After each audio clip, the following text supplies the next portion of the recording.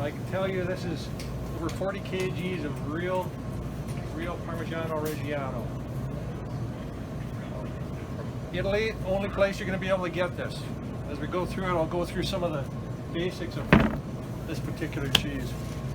It dates back 900 years, and in truth, the type of cheese you're seeing here is the same recipes 900 years back. And notice that it's got the dotting all along the side. This is a part since 1910. The consortium, the Parmigiano Reggiano consortium from 1901 on. 1910 they came up with some other areas, and I believe the markings themselves came through the 1940s.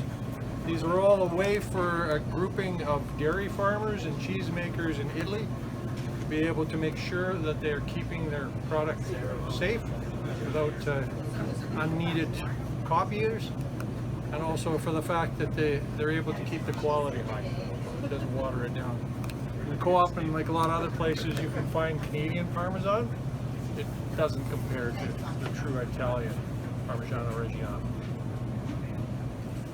All the different markings have different things. They've got this code up here that gives it a tracking, so anybody that knew how to read it would be able to track where this started from the factory that it was designed in all the way to where it came in our door. It's a little slick right now because to keep it, you actually put olive oil on it. So I tried to take as much off so it doesn't shoot out of my hands, because the last thing I want is a $2,000 cheese going flying along. These are the particular tools. I've had others that through here tell me that in times past they've seen it or heard it cut on a bandsaw, which is horrible, because that's not the proper way to do it. When you consider doing it that way, you would lose some of the cheese just in the droppings. But these tools are particularly for it. This tool here is called the scoring knife. It's the initial tool you use in breaking the cheese, and that's what it really is. We're not cutting this, we're not sawing it, we're letting the cheese itself, the way it's designed and produced, break itself. The first thing we do with it, find a nice place to cut, and we're going to make a score across the top.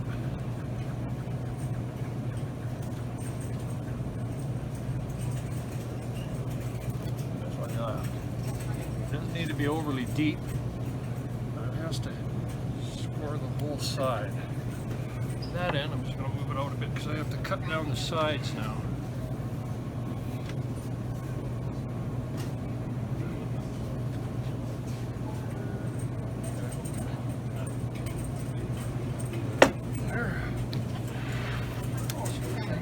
Side. Some of the unique things about the Parmigiano Reggiano is it is 100% cow's milk. And not only that, the way the cows are fed, the way the cows are grazed, are completely controlled also. So if you're able to find out through the numbers, like this number right here, 126, is a code for one of the dairy that this produced the milk. The amount of milk to make one of these, I believe I read 151 liters of milk to produce one of these. So it's considerable in itself, which also adds up to the fact that everybody will, oh man, I've tried to buy some of this stuff and it is really expensive. Well, when you consider the kind of work that goes into this, and the fact that this cheese also takes about minimum 18 months to 24 months to be ready to be produced and soluble. When you put that much effort into it, you want to make sure that you're getting your value.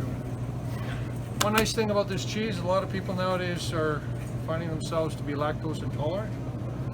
The way they're produced, through the process, the majority of the lactose disappears.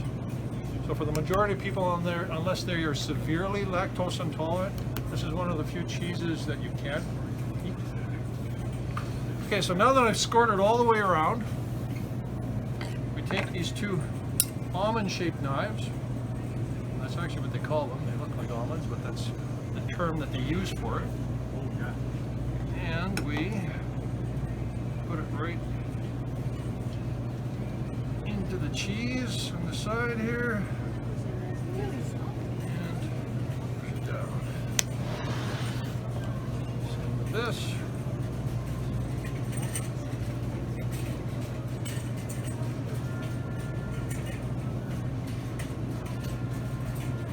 There. Now we've got a lovely handle here. We're ready to go. This large one is referred to as the cheese spatula. When you normally do this, you end up with you're supposed to have a different knife, but my package didn't come with it. So this is what we're making use of.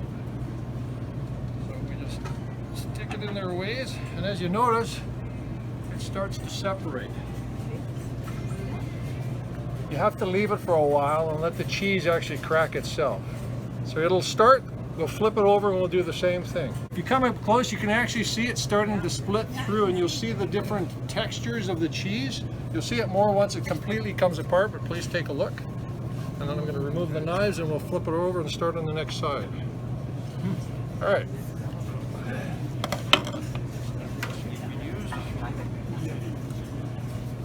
All right.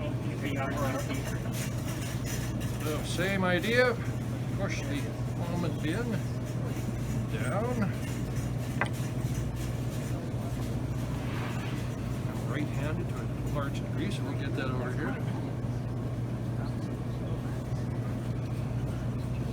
Nothing like a $1,400 piece of cheese and a crowd watching you to make you nervous. So don't mind my yeah, lack of wine. And the final, push it in. We leave it for a few moments. See the cheese on the side is getting. Well, you'll notice it's starting to split itself. So much so that now the knives are working their way out.